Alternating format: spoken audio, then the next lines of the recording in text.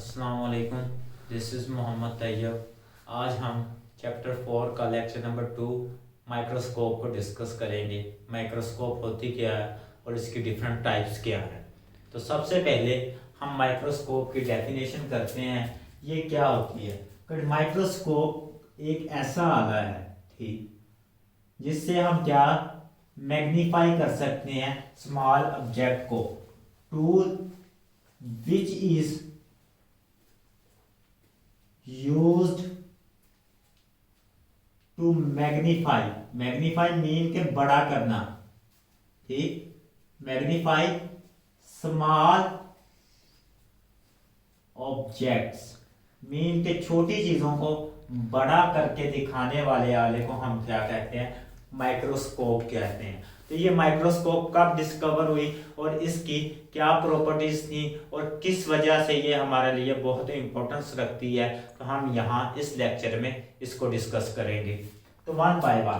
तो सबसे पहले ये 1509 में डिस्कवर हुई।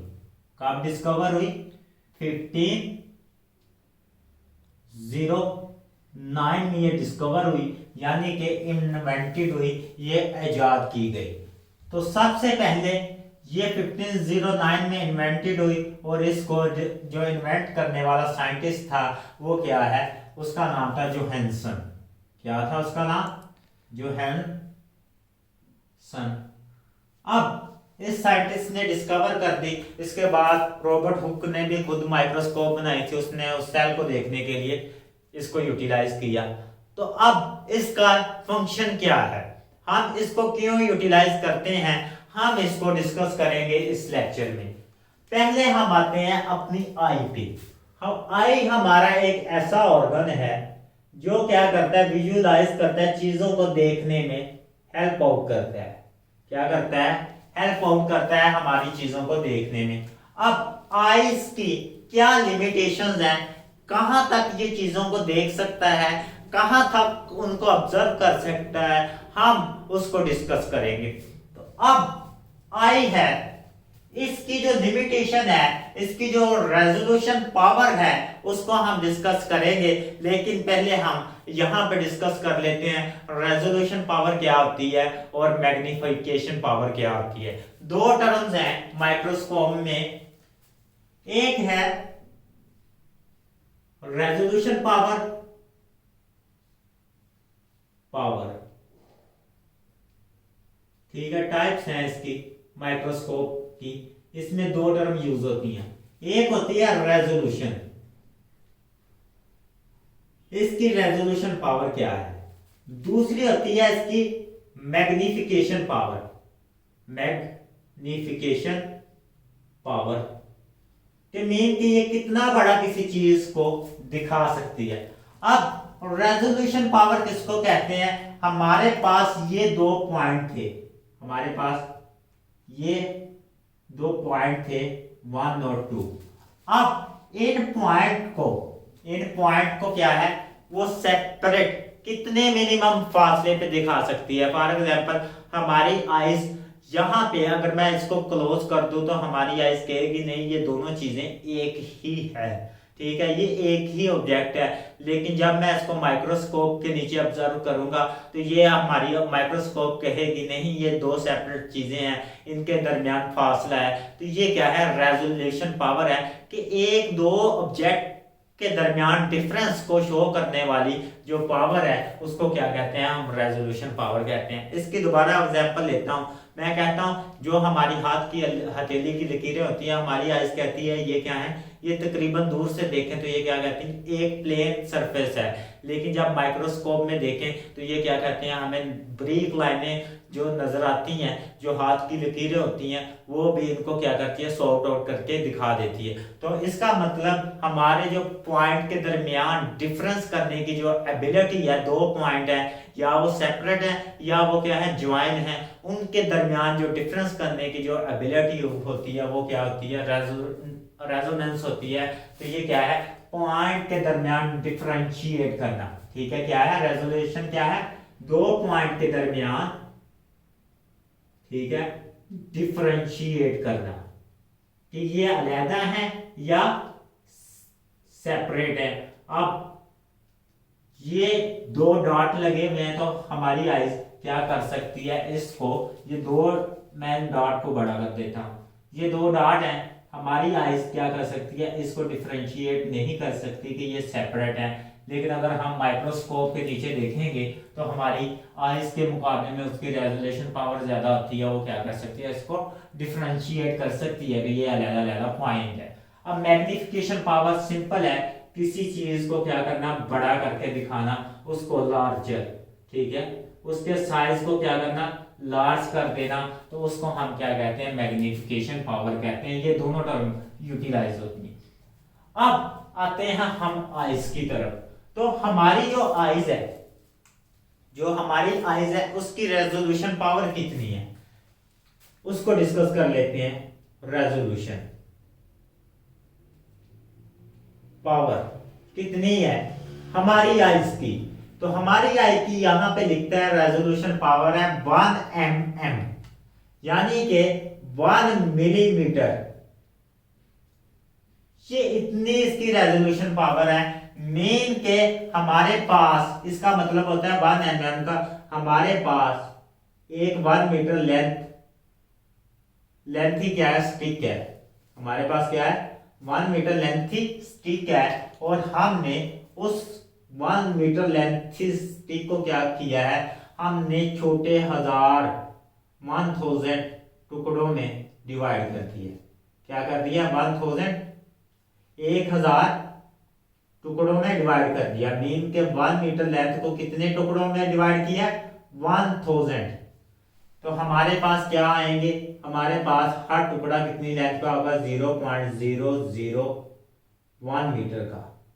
अगर ये टुकड़े इसी लेंथ में पड़े रहे तो हमारी आई क्या कर सकती है, हमारी आई की एबिलिटी नहीं है कि इसको जज कर सके ये टुकड़े सेपरेट है, ठीक, या क्या है, सेम लेंथ के हैं। मीन के हमारी आई की एबिलिटी कम हो जाती है, रेजोल्यूशन पावर यहाँ पे आकर स्टॉप हो जाती है। जब किसी चीज के दरमियान डिस्टेंस क्या हो, 0.001 मीटर हो, यानी कि 1 मिलीमीटर हो, तो हमारे आइस ये कहती है कि ये दोनों सेम चीजें हैं। मीन के ये एडजॉइंट की हुई है, ये एक ही चीज के साथ बिलोंग करती हैं, जबकि वो डिफरेंट चीजों के साथ बिलोंग करती होती हैं। मीन के उनके दरमियान सेपरेट में डिस्टेंस होता है। तो ये डिस्टेंस क्या है, इसकी रेजोल्यूशन पावर है। अब रेजोल्यूशन को कहते हैं क्लियरिटी, ठीक है। रेजोल्यूशन को इसी बेस पे क्या कहते हैं, ये क्लियरिटी होती है किस चीज की, इमेज की क्लियरिटी।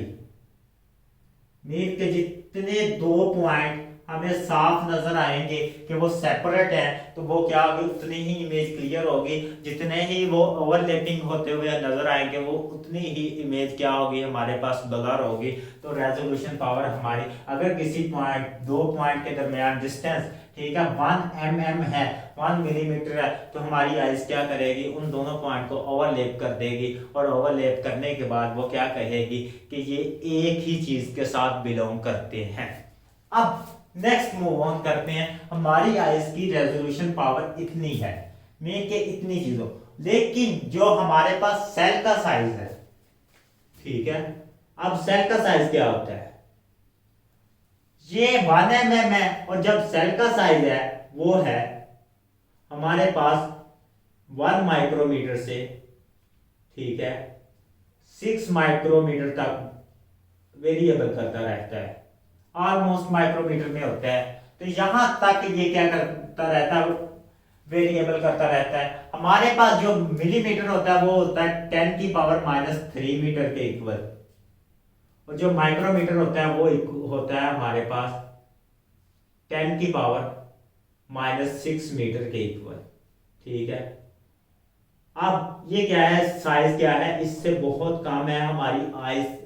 हमारी जो नॉर्मल आई की रेजोल्यूशन है वो -3 है, लेकिन ये क्या है, साइज क्या है, -6 है। तो हमारी जो आइज है ये सेपरेट सेल को नहीं देख सकती। इस वजह से क्या है, अब हम माइक्रोस्कोप इवेंट हुई जो कि इसको देखने में हेल्प करती थी। अब आते हैं माइक्रोस्कोप की तरफ।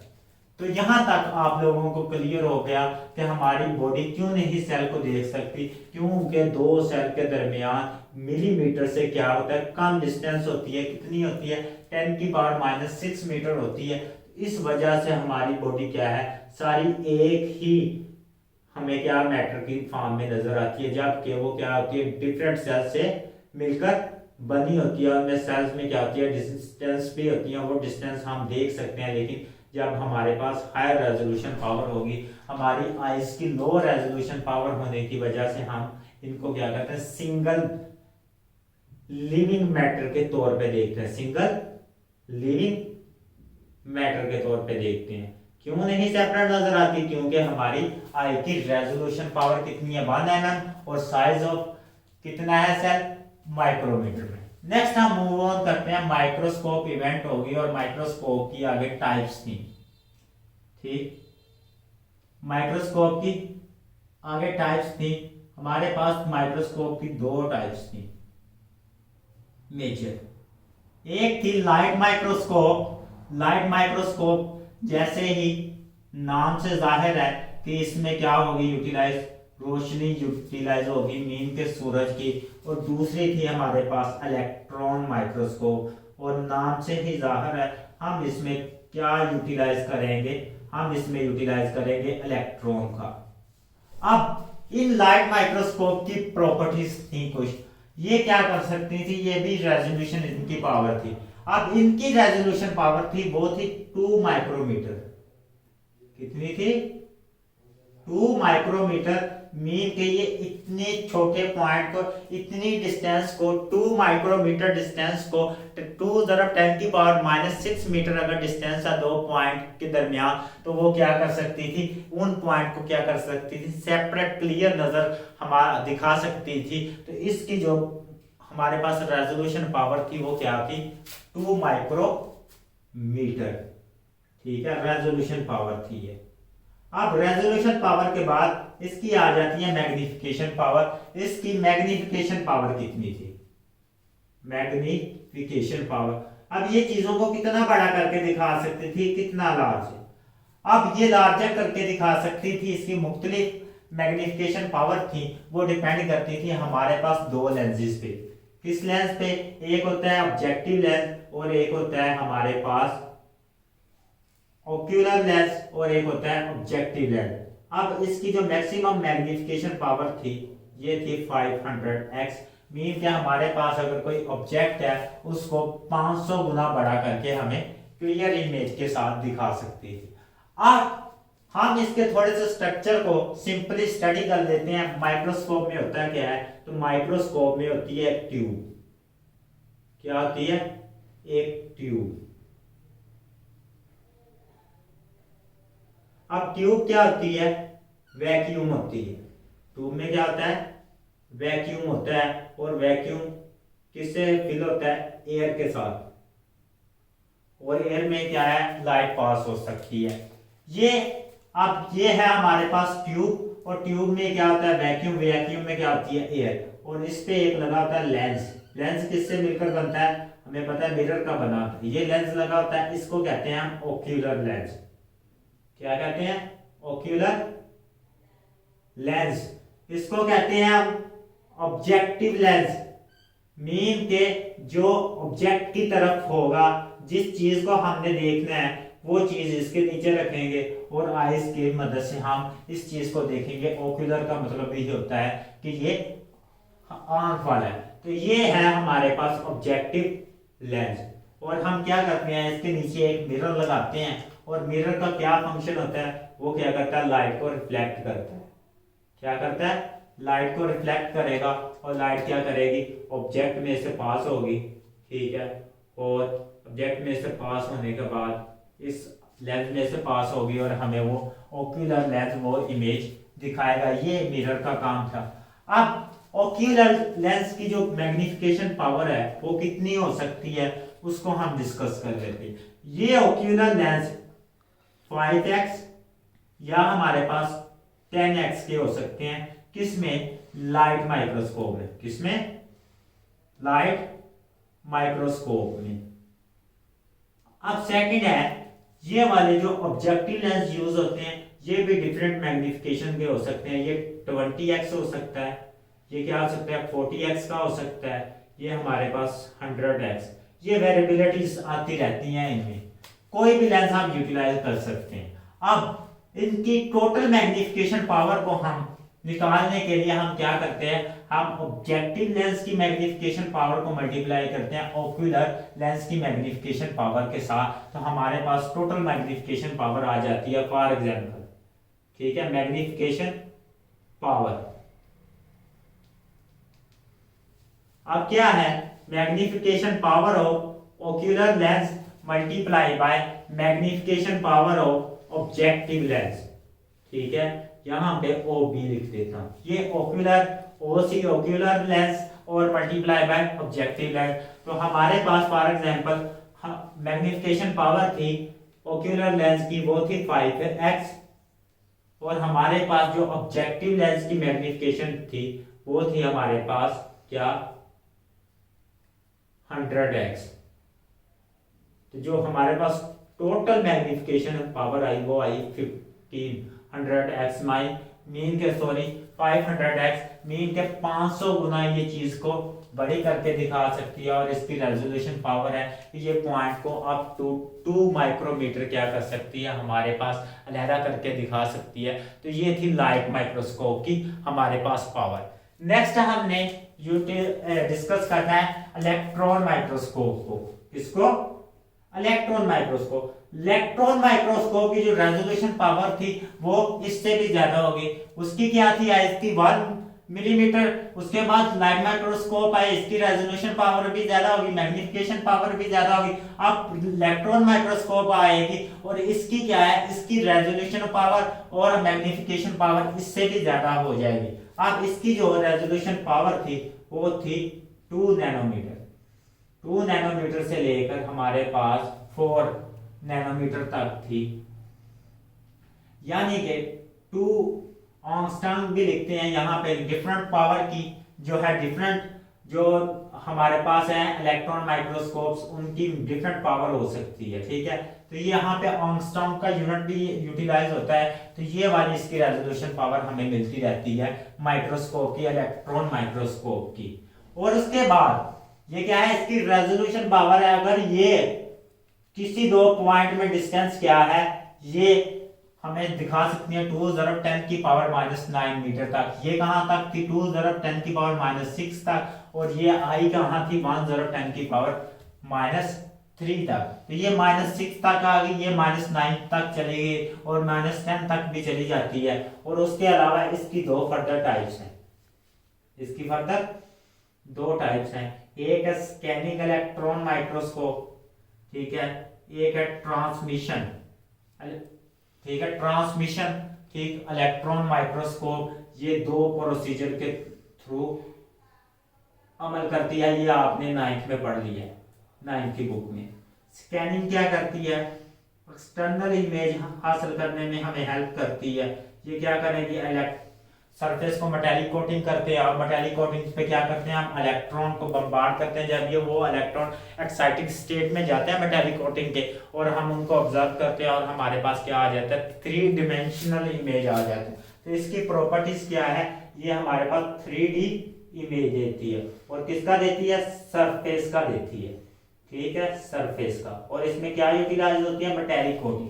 और ट्रांसमिशन में क्या होता है, हमारे पास इंटरनल इमेज आता है। और इंटरनल इमेज क्या होता है, हमारे पास हम इलेक्ट्रॉन को क्या करते हैं, ट्रांसफर करते हैं। और जहां पे इलेक्ट्रॉन ज्यादा अब्जॉर्ब होते हैं, ठीक है, मीन के उनकी डेंसिटी हम देखते हैं, उस लिहाज से हम इसका क्या बना देते हैं, ये इंटरनल